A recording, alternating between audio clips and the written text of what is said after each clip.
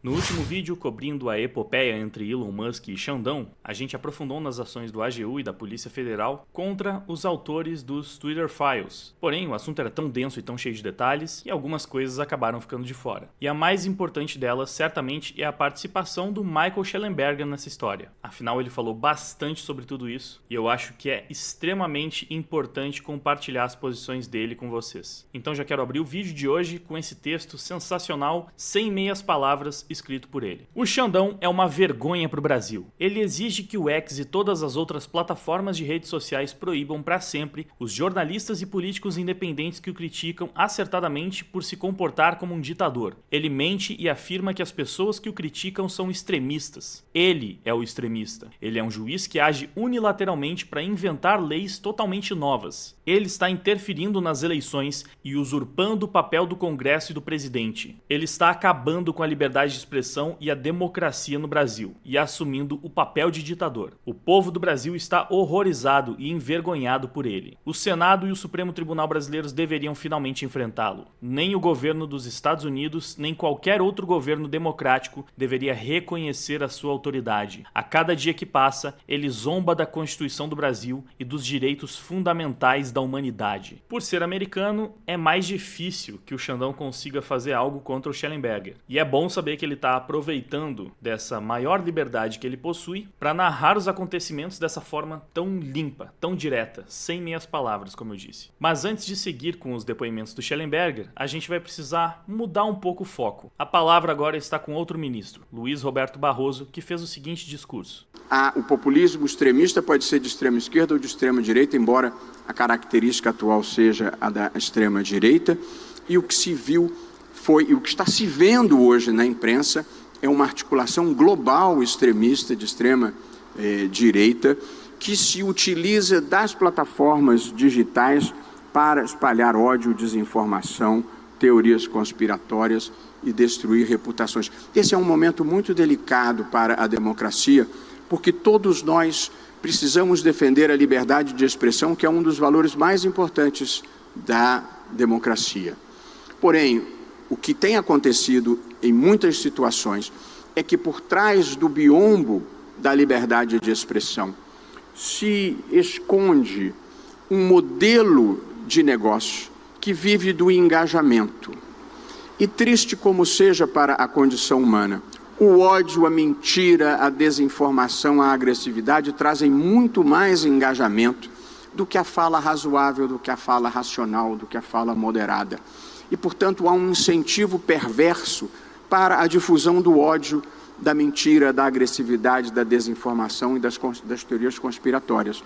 Como bem disse Cláudio Dantas, Luiz Roberto Barroso adere à tese de conspiração global da extrema-direita e fala em momento delicado para a liberdade de expressão. Caro ministro, só é delicado quando a liberdade é cerceada em nome de se defendê-la, quando a Constituição é excepcionalizada. Os brasileiros não precisam de tutores, o STF não é editor da nação. E como vocês podem ver, o discurso do Barroso já está completamente alinhado ao do Xandão, que recentemente chamou o Elon Musk de mercantilista estrangeiro que trata o Brasil como uma colônia e manipula as redes sociais. E sobre isso, o Eli Vieira, um dos autores dos Twitter Files, fez um comentário excepcional. O ministro criticou os mercantilistas que só querem lucro e o Eli respondeu: disse o membro do judiciário mais caro do mundo, que parasita 1,61% do PIB, 3,5 vezes mais que o Reino Unido e a Austrália, e ainda torra esse dinheiro perseguindo críticos em vez de combater crime. Isso quando não atrapalha a polícia. E a Corte Suprema desse judiciário alegou que as suas esposas advogando em processos que os ministros julgarão não configura conflito de interesses. É rir pra não chorar. Agora sim, voltando pro Shellenberger, ele disse o seguinte sobre declarações dos ministros, sobre as ações da PF da AGU. Magistrado brasileiro usa a teoria da conspiração para instrumentalizar a Polícia Federal contra defensores da lei e da Constituição. A Polícia Federal do Brasil discute sobre mim em novo relatório encomendado pelo ministro do Supremo Tribunal Federal, Alexandre de Moraes. Ontem, o ministro do STF, que também preside o TSE,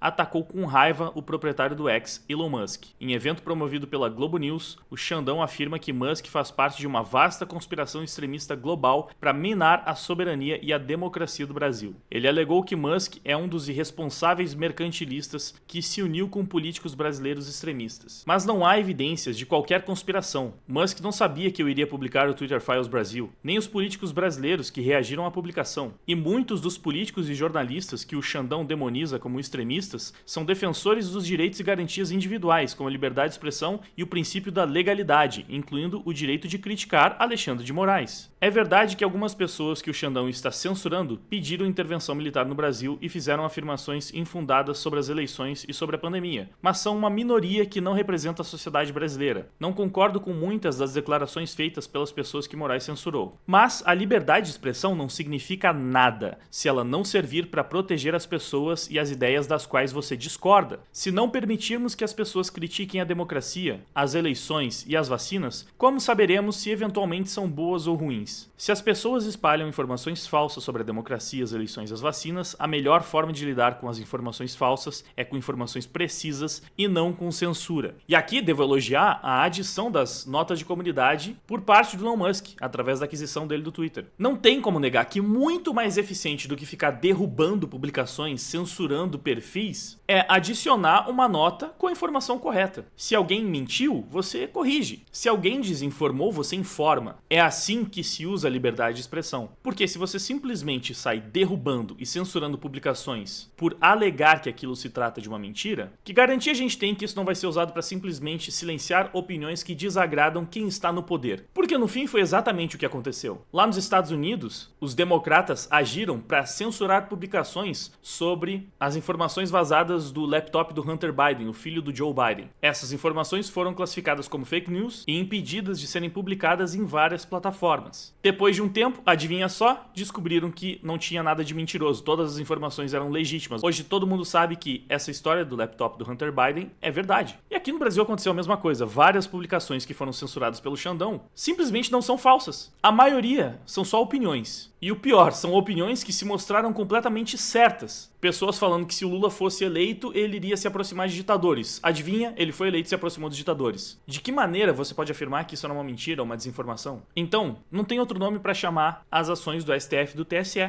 Não passa de censura. O verdadeiro extremista que espalha desinformação aqui é Alexandre de Moraes. Se Elon Musk fosse motivado apenas por dinheiro, ele não teria enfrentado Alexandre de Moraes, o que resultou na suspensão de toda a publicidade do X feita pelo governo brasileiro. Resultou na demissão do principal advogado do X no Brasil, porque ele temia por sua segurança. E pode resultar no fechamento do X por ordem de Alexandre de Moraes. Na verdade, é tudo muito pior do que isso. Não é possível ser político ou jornalista se você não tiver como se comunicar nas redes sociais. Dessa forma, Alexandre de Moraes não está apenas violando as proteções da Constituição Brasileira à liberdade de expressão. Ele está também atacando a liberdade de imprensa, destruindo carreiras e interferindo nas eleições. Alexandre de Moraes agiu sozinho para inventar leis inteiramente novas. Ele está, portanto, interferindo e assumindo o papel do Congresso e do presidente, fragilizando a soberania popular. Isso significa que ele está se comportando como um ditador. E agora Alexandre de Moraes instrumentalizou a Polícia Federal, inclusive contra mim, por eu ter publicado os arquivos do Twitter no Brasil. A PF entregou 2 relatórios a Alexandre de Moraes, um no dia 18 de abril e outro no dia 19 de abril. E os relatórios consistem em uma gigantesca teoria da conspiração, sugerindo ligações e relacionamentos que simplesmente não existem. Mas assim, Schellenberger, isso não é nenhuma novidade vindo da esquerda, tá? Essa galera que, assim como o Barroso fez, vive falando que a extrema-direita é conspiracionista, eles vivem criando várias teorias da conspiração contra a direita. Já fizeram isso até contra mim. Já falaram que existe toda uma rede organizada, financiada pelo Brasil Paralelo, para espalhar desinformação sobre os mais variados assuntos. Disseram que a Liga Nerdola atua como um braço da extrema-direita para criar essas narrativas, sendo que não existe nada disso. Ninguém aqui é brifado. A gente simplesmente abriu um canal no YouTube e decidiu manifestar as opiniões, os pensamentos. Não é a extrema-direita que é financiada por bilionários da Open Society, né, o George Soros, para defender políticas de esquerda. Não, aqui não tem ninguém sendo financiado. Até porque a gente não precisa ser financiado por bilionários para defender a verdade. Mas esse é um assunto para outro vídeo que eu já tô preparando separando aqui também na sequência. Enfim, continua Schellenberger. Os relatórios me colocaram em destaque e sugerem que eu sou, de alguma forma, suspeito, apenas por eu ter pagado uma assinatura no X. Uma assinatura que é paga para Elon Musk. Mas não há nada de suspeito nisso. Eu que estou pagando a Musk, não o contrário. E como observa o relatório da Polícia Federal, o Elon Musk fica com uma porcentagem da receita das pessoas que assinam meu conteúdo no X. E os relatórios afirmam que as pessoas que o Xandão exigiu que fossem censuradas obtiveram acesso limitado para se comunicarem através do X, em particular no Spaces, que permitiram as conversas ao vivo. Em outras palavras, o Xandão está totalmente obcecado em silenciar seus inimigos. Não basta que o X tenha perfis bloqueados, ele também não quer que essas pessoas possam usar as suas vozes. Contribui ainda o fato de que o governo brasileiro paga diretamente a mídia de notícias brasileiras. O governo de Lula aumentou em 60% o financiamento governamental apenas para a Globo. A Globo é a maior empresa de comunicação do Brasil. Ela tem exigido mais censura e feito propaganda a favor de Moraes. E o governo brasileiro parou de anunciar no X depois que o Elon Musk se manifestou publicamente contra a censura. O Xandão é um autoritário brutal. A sua censura é tão perversa quanto qualquer censura imposta por qualquer outro governo ditador. A exemplo do que já aconteceu no passado brasileiro. Ele procura como juiz eliminar particularmente políticos e jornalistas da vida pública. Essa não é a primeira vez que o Xandão instrumentaliza a Polícia Federal. E ao chamar o Elon Musk de mercantilista estrangeiro, o Xandão está usando exatamente o mesmo tipo de retórica nacionalista que ele usou para acusar os seus inimigos de utilizarem. Por que o Alexandre de Moraes tem tanto poder? No Brasil, as pessoas me disseram que isso acontece porque o Moraes controla muitos processos judiciais envolvendo pessoas poderosas, principalmente políticos e outros juízes. A solução é o Congresso brasileiro abrir uma investigação conhecida como Comissão Parlamentar de Inquérito e a CPI, e assim uma CPI pode investigar os abusos da autoridade do Poder Judiciário. E é óbvio que isso está acontecendo no Brasil. Pois é, mas claramente ele tem os nossos senadores na mão e infelizmente anda bem difícil ter fé nos políticos brasileiros. Por isso eu tô até mais esperançoso com as ações que podem vir lá de fora. Mas vamos ver, né? De repente, pelo menos depois dessas eleições que a gente vai ter em 2024, com uma CPI o Congresso brasileiro poderá obter acesso às comunicações entre a polícia e os juízes ou qualquer outra pessoa. Assim, para não dizer que não tem nenhum parlamentar fazendo nada, até começaram a rolar algumas movimentações exigindo a quebra de sigilo de alguns desses inquéritos utilizados para censurar todo mundo. Mas tá tudo bem mais devagar do que deveria. Com essa CPI também podem ouvir as vítimas da censura, poderão trazer luzes aos milhares de casos sob sigilo e poderão descobrir como as plataformas de redes sociais foram obrigadas a se submeter ou a colaborar com o regime, mesmo violando as leis brasileiras e a própria Constituição Federal. Inclusive sobre isso acho que vale destacar esse tweet do Eli, onde ele fala que agora os Twitter Files completam 3 semanas, mas que nem Google, nem Uber e nem Meta, né, dono do Facebook, Instagram e WhatsApp, deram algum retorno sobre tudo que foi revelado. Segundo o procurador do Ministério Público de São Paulo, essas empresas entregaram dados privados de usuários brasileiros sem ordem judicial. Google é mencionada por colaborar muito facilmente com as autoridades brasileiras em 2 outras ocasiões, por entregar 200 GB de vídeos censurados para a CPI da Covid sem atenção ao MLAT e por junto com a Meta ser cordeirinha frente às investigações do TSE e do STF contra os direitos individuais. Pois é, por enquanto essas empresas ainda estão pianinho, né? Só que novamente, a esperança que eu tenho disso mudar é só se os parlamentares americanos começarem a investigar. E eles têm motivo para fazer essa investigação, pelo que já vimos nos vídeos anteriores. As empresas americanas não podem passar por cima da legislação, da Constituição de um país, pois isso seria crime em território americano. E eles já começaram a fazer essas investigações. Eu sei que sempre tem alguém que fala, eles não estão nem aí pro Brasil, mas eles não precisam estar preocupados com o Brasil, porque é do interesse deles investigar isso. Afinal, estamos em ano de eleição presidencial lá nos Estados Unidos, e vocês acham que eles não querem saber quais armas os democratas podem tentar utilizar contra os republicanos para promover censura, para tentar enfraquecer discursos? Esse debate político é importante para eles também. Mas voltando ao Schellenberger, ele encerra dizendo: Musk tomou medidas extraordinárias e históricas para proteger a liberdade de expressão. O mesmo aconteceu com o Congresso nos Estados Unidos. Agora é hora do Congresso brasileiro agir contra o extremismo antidemocrático de Alexandre de Moraes. Eles devem fazê-lo antes que o extremismo de Alexandre de Moraes comece a prender mais inimigos políticos, acabe com o X e, portanto, cerceie a liberdade de expressão no Brasil. Concordo plenamente, mas são poucos parlamentares que eu tô vendo de fato fazendo algo a respeito disso. Schellenberger também mostrou, aqui estão as páginas do assustador relatório da Polícia Federal que promove uma teoria da conspiração maluca. Então, para quem quiser ver, é só dar uma olhada lá no perfil dele no Twitter. E depois desse texto fazendo cobrança, o Schellenberger também postou um texto mais animado. Políticos e juízes finalmente enfrentam Xandão, relata a Folha de São Paulo. A avaliação é feita em graus diversos por políticos e magistrados em postos relevantes dos 3 poderes. Alguns pregam recuos concretos, enquanto outros somente apontam que Moraes tende a atenuar os focos de tensão no curso natural de seu trabalho. Essa percepção se acumulou nos últimos meses e ficou mais abrangente depois de embates recentes do parlamento e a partir das críticas às decisões de Moraes envolvendo o bloqueio de páginas na plataforma X. Esse último último caso teve a atuação do empresário Elon Musk e de integrantes do Congresso dos Estados Unidos. Um recuo abrupto, no entanto, é considerado não apenas improvável como contraindicado, uma vez que daria a impressão de que o tribunal estaria na defensiva ou que foi derrotado por Musk. A Folha ouviu essa avaliação de um dos ministros do STF alinhado a Moraes e de um integrante da cúpula do Legislativo. Segundo relatos colhidos pela Folha, o tom da conversa foi de avaliação do contexto político atual. Ministros expressaram preocupação com o avanço das reclamações e principalmente com a constatação de que não há uma base ampla no governo com força para blindar o tribunal. Uau! Amantes da liberdade de expressão, mantenham a pressão. O povo brasileiro quer liberdade de expressão e não censura. Porém, o Eli Vieira viu essa mesma matéria de uma forma um pouco menos otimista. Ele mesmo disse: Schellenberger vê uma mudança de atitude. Eu não. Eu vejo uma tentativa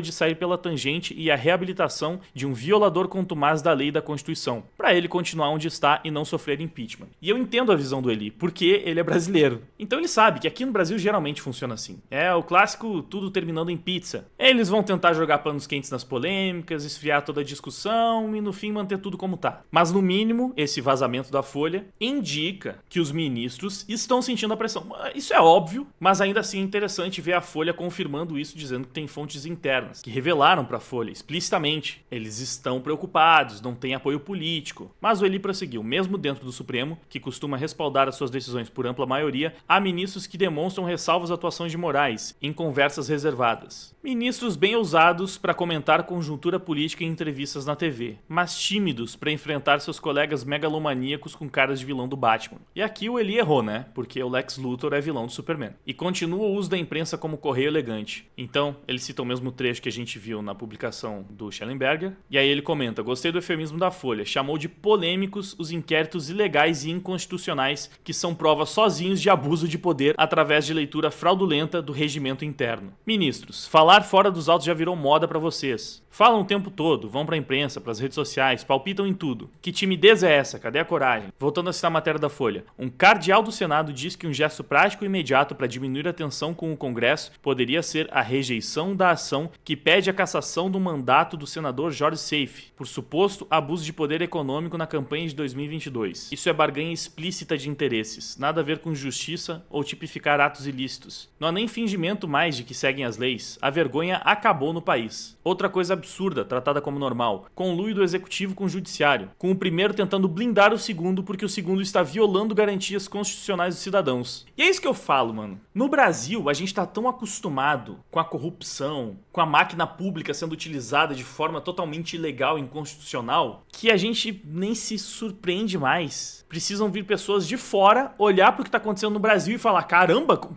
que é isso aqui? É sério que vocês chamam isso de democracia? Presidente colocando advogado pessoal que nem é juiz no Supremo Tribunal do país? Colocando um comunista confesso também lá no tribunal? O Tribunal Superior censurando um lado político durante as eleições, mudando as regras do jogo? Um conluio entre o executivo e o judiciário para que um blinde o outro? E o judiciário não apenas atropelando o executivo, mas passando por cima do legislativo também? É sério que vocês fingem que isso é uma democracia? É difícil, né, gente? Depois, o Eli novamente traz aquela fala onde os ministros demonstram preocupação porque eles não possuem uma base ampla no governo para blindar, né, com força para blindar o tribunal. E o Eli conclui dizendo muito bem, né, estão preocupados com tudo menos com as violações da Constituição. Violações ao princípio da publicidade dos processos, à liberdade de expressão, à privacidade, à leis do abuso de autoridade, ao marco civil da internet. Tudo isso é menos importante para os salvadores da democracia. Ou seja, eles só estão preocupados com o próprio rabo. É óbvio que eles sabem que isso aqui é só uma democracia de brincadeirinha. Então é claro que a única preocupação que eles têm é em continuar mantendo todo o poder que eles adquiriram, sem sequer sofrer críticas por causa disso. Preocupados com o povo, eles não estão nem um pouco. Os caras deixaram um cidadão brasileiro morrer na cadeia numa prisão cheia de ilegalidades. O que a gente tá vendo no Brasil é um completo absurdo.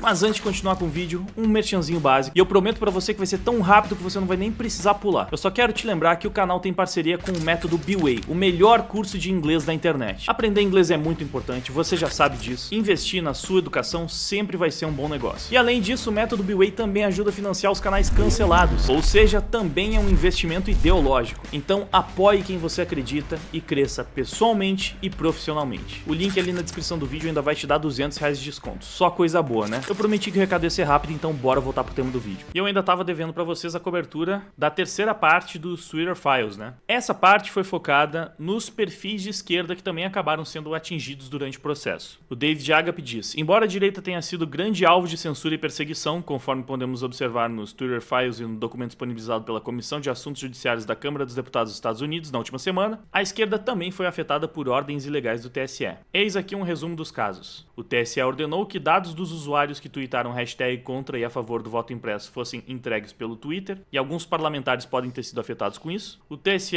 ordenou o bloqueio das redes sociais do PCO. Isso aqui a gente já viu, né? E eu repito, não tem nada a ver com o fato do PCO ser de esquerda, tem a ver com o fato que o PCO estava criticando o Xandão e falando que ele estava censurando as pessoas. Ou seja, o problema do PCO foi ter defendido o pessoal da direita que estava sendo censurado. O TSE agiu contra o PCO porque o PCO foi o único bloco da esquerda que decidiu ser honesto. E aí tem perfis de esquerda no Twitter que foram bloqueados a pedido do TSE por causa de publicações em outras plataformas. E esse é um caso um pouco curioso, a gente já vai ver. Então, primeiro a gente tem a questão das hashtags. Como a gente já viu em vídeos anteriores, a Polícia Federal começou a investigar perfis que simplesmente engajaram com hashtags pedindo pelo voto impresso e pela prisão do Barroso. Só que também teve uma terceira hashtag que gerou interesse da Polícia Federal. Nessa primeira parte do texto sobre as hashtags, o David Agape mostra como os pedidos do TSE eram simplesmente absurdos. Olha só, segundo os integrantes da equipe do Twitter, do ponto de vista legal, essas solicitações eram questionáveis, para dizer o mínimo, né, à luz de estatutos e precedentes tribunais do Brasil, pois violariam a privacidade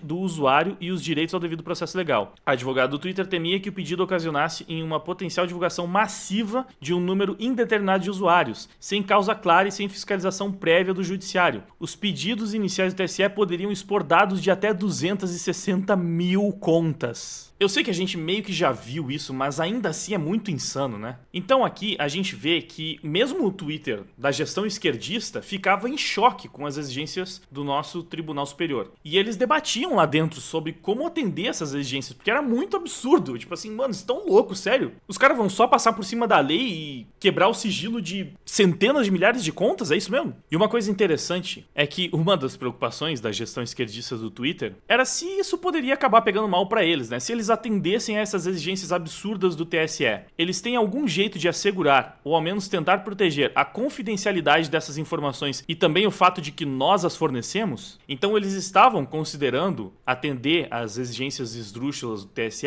só que eles precisavam ter certeza de que o TSE não ia acabar vazando os dados dessas contas e principalmente que ninguém ia saber que eles concordaram com esse absurdo. Mano, fica nítido que a gestão esquerdista do Twitter, né, anterior à aquisição do Elon Musk, sabia que eles estavam fazendo merda, sabiam que eles estavam passando por cima da lei. Eles até relutaram mais do que as outras empresas, como a gente já viu, a Google e a Meta, mas ainda assim estavam cedendo. E aí a novidade dessa parte 3 é que entre as hashtags também tinha a que dizia voto impresso não. Ou seja, essa foi uma hashtag que a galera mais de esquerda utilizou, né? Eles que eram contra o voto impresso. Eu sinceramente não sei se eles pediram também a investigação dessa hashtag pra tentar fingir que o negócio não era totalmente parcial. Não sei se eles não se confundiram e solicitaram essa pensando que era mais uma hashtag bolsonarista. Mas de toda forma, a matéria do David Agape também mostra que essa foi a hashtag que eles demonstraram menos interesse. E no fim eles meio que deixaram essa e a do Barroso de lado pra focar na do voto democrático auditável. Olha só, o David escreve: além da hashtag do voto democrático auditável e do Barroso na cadeia,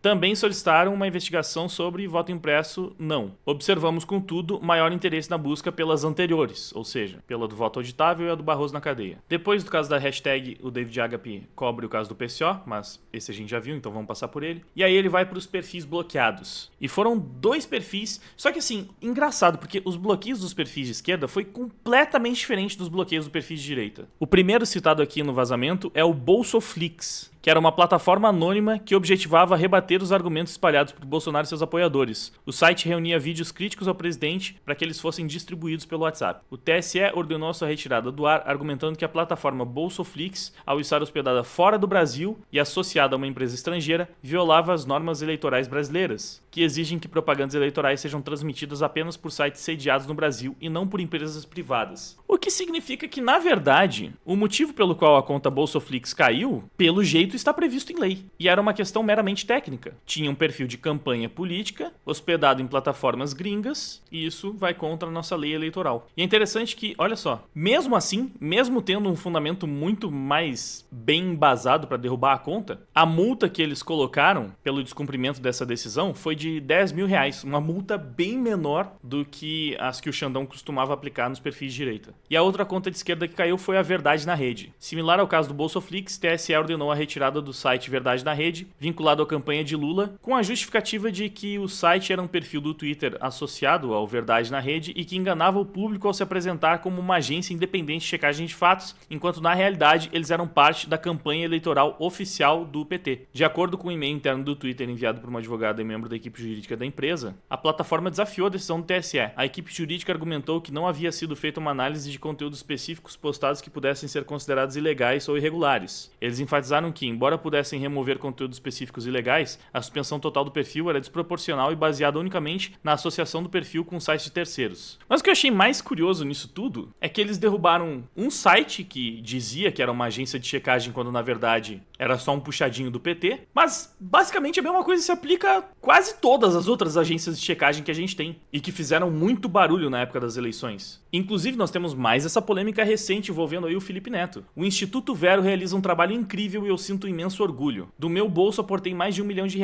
Várias outras entidades contribuíram, incluindo a Open Society do George Soros. Espernem os fascistas enquanto a gente trabalha. O Felipe Neto ajudou a fundar o Instituto Vero, que seria um instituto que faz esse trabalho de checagem. Felipe Neto, que foi um dos maiores cabos eleitorais do PT e que admitiu aqui que a rede também é financiada pela Open Society do George Soros, um famoso bilionário que fica investindo em ações de esquerda ao redor do mundo. Então assim, essa não é uma agência petista só tecnicamente mesmo, porque ela servia para exatamente a mesma coisa: espalhar desinformação fingindo que é trabalho de checagem. E sabe o que é mais interessante? Um dos argumentos utilizados ali pelo Xandão, nesses processos que eles estão tentando mover contra o Elon Musk, contra o X, é justamente o de abuso de poder econômico. Eles alegam que não pode ter um bilionário interferindo na nossa democracia. O Elon Musk tem muito dinheiro e ele tá abusando disso para fazer política aqui no Brasil. Mas esse mesmo argumento de abuso de poder econômico nunca é utilizado para falar do George Soros, da Open Society. A Bárbara, inclusive, encontrou um montante aqui, ó. Instituto Vero do Felipe Neto recebeu $250 mil da Open Society Foundations. Cadê o Capelli pra gente comentar a interferência dos bilionários estrangeiros na sociedade brasileira? O Felipe Neto disse que colocou R$1 milhão no instituto, mas na verdade o que a gente consegue ver pela doação do George Soros é que esse dinheiro veio de fora, né? E se é que realmente foi só essa quantia. Fundador do Instituto Vero, que levou 1 milhão de bonouros de George Soros, bilionário estrangeiro que vive interferindo nas políticas públicas do Brasil através de seus vastos financiamentos em nome da democracia, claro. Isso aqui é só a pontinha do iceberg, tá? Como eu já disse, eu tô preparando um vídeo que vai mais a fundo nessas questões das ONGs, desses financiamentos de bilionários esquerdistas ao redor do mundo. Mas acho que valia o destaque. Ok, excelente trabalho do TSE derrubando o Verdade na Rede, mas não mudou muita coisa, né? Já que tinha pelo menos mais umas 5, 6 agências de checagem fazendo a mesma coisa. Pra falar a verdade, eu nunca nem tinha ouvido falar nesse site aqui. Enfim, o David Agape ainda conclui falando que esses casos demonstram que, embora a direita tenha sido perseguida com mais intensidade nos últimos anos, a esquerda também pode ser afetada pela censura ou pela solicitação indevida de dados. Sim, também pode. Eu entendo o que o David tá querendo falar aqui. Só que a verdade é que, pô, não foi nada, né? Eles só estão pisando no acelerador na questão da censura porque eles têm certeza de que essa é a forma de se manter no poder e que, se mantendo no poder, isso não vai se voltar contra eles. Não dá pra contar com a ajuda dos esquerdistas nessa batalha. Eles não se importam com censura, eles querem censurar os seus opositores. Tanto é que eles não deram um pio sobre o PCO, sobre a Bolsoflix, sobre essa agência. Eles não deram um pio sobre os perfis supostamente investigados, inclusive mesmo depois do Twitter Files 3, porque eles não querem corroborar com esse discurso. Eles sabem que se teve algum perfil esquerdista que caiu, foi um perfil minúsculo, insignificante e certamente por um motivo que passa longe de perseguição política. Foram centenas de perfis gigantes da direita que foram derrubados, enquanto em contrapartida teve 2 perfis desconhecidos e irrelevantes aí da esquerda. O perfil do PCO, que eu acho que os esquerdistas queriam mais é que parasse de falar mesmo, porque tava criticando o Xandão que tava ganhando as eleições pra eles. E alguns perfis de esquerda que talvez tenham sido investigados pelo uso de uma hashtag contra o voto impresso,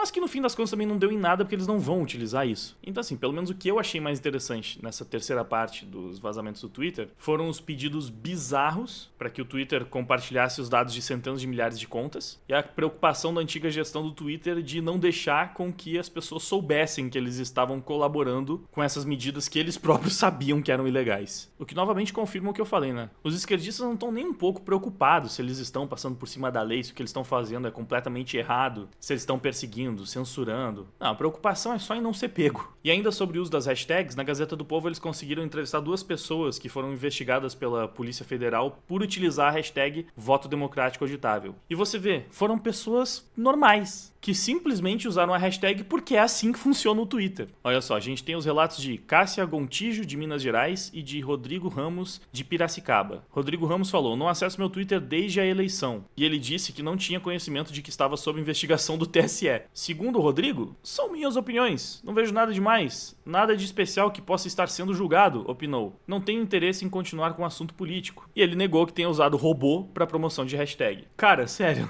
olha a pessoa que estava sendo investigada pelo TSE por usar uma hashtag. Simplesmente um maluco que um dia viu esse negócio e pensou: eu gostaria de voto democrático auditável. Foi lá, engajou, e é isso. Tava sendo investigado sem nem saber. E a Cássia Gontijo disse que o seu perfil foi derrubado sem que ela soubesse o motivo. Censura a todo vapor, exclamou a mineira, expressando que, em breve, o Estado Democrático de Direito vai ser reestabelecido no Brasil. Ela nega que tenha criado a hashtag e diz que a sua opinião a favor do voto impresso foi criminalizada. Ao arrepio da nossa Constituição Federal. Eu sou uma cidadã comum, concluiu. Fiquei famosa no TSE por algum momento e eu nem sabia. Espero que as autoridades tenham coisas mais importantes para cuidar, ao invés de se investirem como fiscais de hashtag. É isso, mano. A mineira disse tudo, né? Tem como falar algo além disso? Mais uma brasileira que simplesmente viu que estavam pedindo pelo voto impresso democrático lá no Twitter, decidiu comentar concordando e virou uma suspeita investigada pelo TSE. E para encerrar, um pouco fora de tópico, mas eu acho pertinente trazer isso em algum vídeo pelo menos, chamou muita atenção a mudança na postura da cobertura da Rede Globo, da manifestação bolsonarista que aconteceu lá no Rio de Janeiro. Como bem disse Guilherme Kilter, estou completamente em choque. O Fantástico na Globo hoje mostrou a manifestação depois de várias sem comentar nada, chamou de apoiadores de Jair Bolsonaro ao invés de bolsonaristas, não citaram as estimativas chulas do cálculo da USP de 30 mil pessoas presentes, não chamou de golpista ou de ataque às instituições, apresentou as informações de forma isenta, sem emitir opinião. Tudo porque o Malafaia os acusou de conluio com o ditador Alexandre de Moraes, crise no Império? O destaque foi curto, mas é 1 minuto que vale a pena conferir. De fato, tudo isso que o Guilherme destacou chama atenção. Saca só. Apoiadores de Jair Bolsonaro participaram de um ato hoje de manhã no Rio de Janeiro, convocado pelo ex-presidente. A manifestação ocupou 3 quadras da Avenida Atlântica, na praia de Copacabana, e foi apresentada pelos organizadores como um movimento pacífico em defesa da democracia e pela liberdade. Caramba, olha só, a Globo falando que a manifestação bolsonarista foi pacífica em nome da democracia e da liberdade. Isso aqui tá surreal, hein? Vamos lá. O ex-ministro da Casa Civil, Walter Braga Neto, e o presidente do PL, Valdemar da Costa Neto, estão proibidos pelo STF de se aproximar de Bolsonaro e subiram no caminhão antes do início do ato. O governador do Rio, Cláudio Castro, e o de Santa Catarina, Jorginho Melo, também estavam presentes. Houve discursos da ex-primeira-dama, Michele Bolsonaro, e do pastor Silas Malafaia. O encerramento coube a Jair Bolsonaro. Ele voltou a pedir anistia aos presos de 8 de janeiro do ano passado e elogiou o empresário sul-africano Elon Musk, dono da rede social X, antigo Twitter. Elon Musk tem usado o X para criticar decisões do ministro do Supremo Tribunal Federal, Alexandre de Moraes. Olha só, usou o X para criticar Alexandre de Moraes. Não para atacar, para criticar. Globo? Quem te viu, quem te vê. Mais uma vez, encerro em tom de otimismo, porque isso é mais uma demonstração de que a extrema imprensa tá soltando a mão do cara. O Eli também destacou isso aqui, ó. Chamaram crítica de crítica, não de ataque. Realmente surpreendente. Olha, não dá pra negar que as coisas já estão mudando. Há quanto tempo a gente não via essa postura por parte da Rede Globo? Ela realmente falou do ato de forma neutra. Simplesmente deu a notícia. Vocês também ficaram surpresos? Diz aí nos comentários e diz também por que você acha que essa postura da Rede Globo mudou. Muito obrigado pela audiência, se inscreve no canal para continuar acompanhando aqui a minha cobertura e até o próximo vídeo. Não querem escutar, não sabem conversar.